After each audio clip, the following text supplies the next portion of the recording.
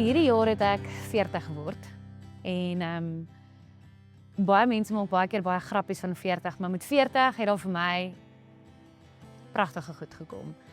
En 'n vriendin van my het my gekontak einde verlede jaar en vir my gesê sy het die guts gekry om leeftydskrif te bel om hulle te vra of hulle 'n crowning sal doen. En wat vir my so pragtig was, is sy sê wel vir die eerste keer het sy waardig gevoel. En haar naam is Veronica. En sy het hande gevat met my en met Henda hier in Heidelberg en ons Heidelbergers word regtig verteenwoordig in hierdie tydskrif. Dit is fenomenaal. En ons het self vir Christine, die redaktrise ontmoet. Sy is 'n plat op die aarde, pragtige kind van God. En ek kan sien hoekom die tydskrif regtig so goed doen. So, hierdie tydskrif het 'n spesifieke event in, waar dit ook artikels ook in het, maar 'n event in September wat die kreatiwiteit en geestelike gedeelte wat Jesus vir ons gegee het, bymekaar bring.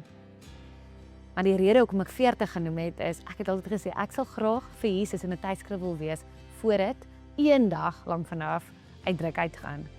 En dit is een van die grootste drome en persente wat Jesus kon laat gebeur het.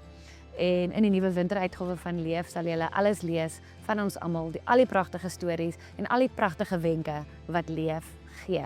So ons sien uit om julle in September te sien, die 18de tot die 20ste. En dis 'n Vrydag, Saterdag en Sondag, waar die Vrydag 'n toer van Heidelberg gaan wees en die Saterdag en Sondag kreatief en geestelik dan nou vir jou iets sal saai in jou hart en ons sien uit om julle te sien, daar is net 40 plekke beskikbaar. So boek nou, want ek weet, Veronica sê, dit stroom in, soos wat mense besig is om te boek. So ek is so opgewonde, dat julle saam kom kuier in Heidelberg, wanneer dit lekker warm is in September. Sien uit om jou daar te sien.